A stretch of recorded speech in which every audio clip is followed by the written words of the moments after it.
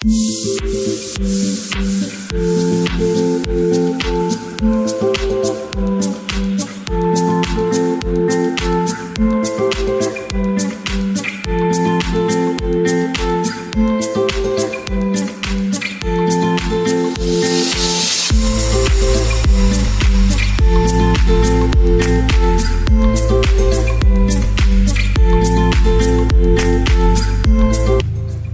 ucapkan selamat datang kepada Bapak, Ibu, serta rekan sekalian dalam acara hari ini, yang mana kami harap acara ini dapat membawa manfaat baik dari kami mahasiswa serta masyarakat Desa Lubuk Angsa.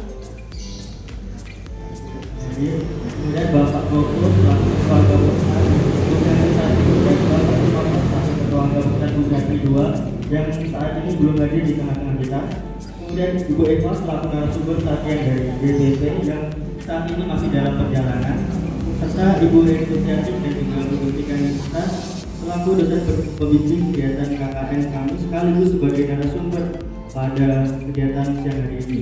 Kata hormat yang tidak bisa kami sampaikan satu persatu, dan pastinya di sini meluangkan waktu yang sangat berharga kita belajar bersama dalam kesempatan kali ini. Memang dalam kegiatan kali ini ada beberapa hal yang ingin kami sharingkan.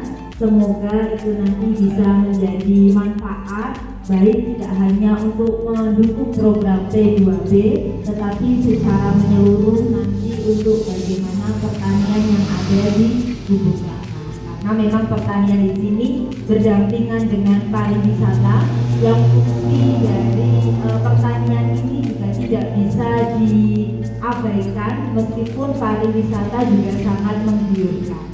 Namun kita menyadari bersama pertanian ini menjadi bisnis yang segala sesuatunya tidak menentu, gitu ya.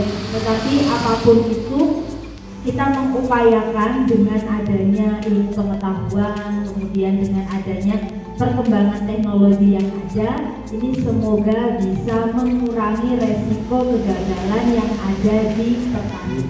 Syukur alhamdulillah pada siang hari ini kita dapat berkumpul bersama dalam rangka mengikuti pelatihan dan praktek lapang dari teman-teman KKN Universitas Brawijaya.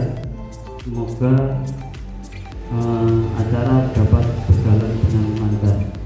Selawat serta salam tetap kita haturkan kepada besar Nabi Muhammad SAW yang tentunya kita nantikan. Semoga tidak ngantuk ya nanti ketika saya cerita ya. Jadi ini kami bermaksud untuk berbagi apa yang kami pelajari ketika di universitas itu mau kami sampaikan. Bukan bermaksud mengajari, tapi dia bersama-sama kita bisa lakukan bersama-sama dengan Bapak Ibu sekalian. Ya, ini mungkin dari judulnya terlalu apa ini ya, revitalisasi kesuburan tanah melalui pemanfaatan agen hayati lokal di lahan pertanian. Pak Zainul sudah pakai pupuk hayati, bapak yang lain sudah pakai? Belum nih. Tapi bapak sekalian mau pakai pupuk hayati? Nah ini kabar bagus buat kita semua kalau bapak-bapak itu tidak hanya tergantung dari pupuk kimia dan mau menggunakan pupuk organik dan hayati tadi. Kalau ada kelangkaan pupuk dicabut subsidinya, bapak-bapak ini bisa membuat pupuk organik dan hayati sendiri. Semuanya punya ternak? Punya. Berarti kohenya dipakai di lahan sendiri. Jenis ternaknya apa, Pak? Ayam. Kita nyoba yang paling kiri ya, tanah hebat ya bapak-bapak. Jadi nanti yang tanah depan kita semoga tidak subur, kurang subur.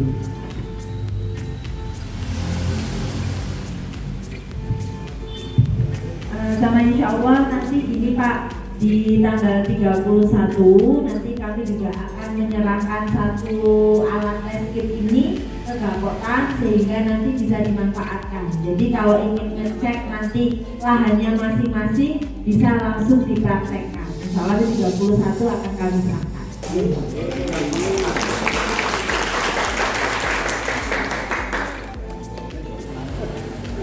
Jadi kalau misalnya kita yang pertama ini Pak, kita buat larutan dasarnya dulu.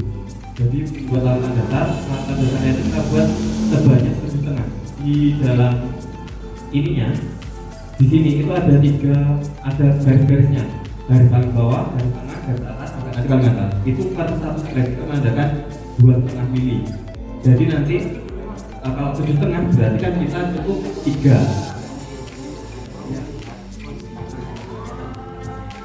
Ini kan mau melihat dari juara sama seandainya ada metode lain untuk mengetahui sama itu apakah bisa mungkin dari ekosistem tanah apa di lingkungan tanah itu ada ekosistem yang dapat menangkap atau mendeteksi ada unsur hara atau Jadi biasanya kalau secara sederhana kita pakai pH-meter tadi itu, dan memang di luasan yang misal tidak atau kurang dari 1 hektar itu pH-nya beda-beda, wajar Bapak, karena panjenengan aplikasi pupuk itu apakah sama semua, misal per tanaman 5 gram, apakah ngoten atau langsung ngeten? Langsung nggih. Pas masih pagi masih semangat nih banyak. Pas sore-sore tinggal gini ngeten nggih. Nah, hal-hal tersebut yang menyebabkan di luasan yang sama atau tidak terlalu luas di lahan yang sama pH-nya jadi beda-beda. Nah, ini lho Pak, jenis tanaman refugia. Jadi kan misal itu kan biasanya kita tadi kata-katanya kan kabeh Mbak. Simpen perapakan ngeten. Kalau kan kalau momen SLG, jadi itu wajib Pak refugia ini. Biasanya kan hal-halangan ditamburi nengkir, ngoten nggih. Iya Pak nggih. Ditamburi kembang kertas. Terus ditamburi napa maneh Pak? Nanti namburi nopo dan salah-salah tanduran apa? Apa maneh Pak? Bukan jangan oke. Ini mungkin soal nih Pak, rusak malah ya. Apa dia sering kok ada.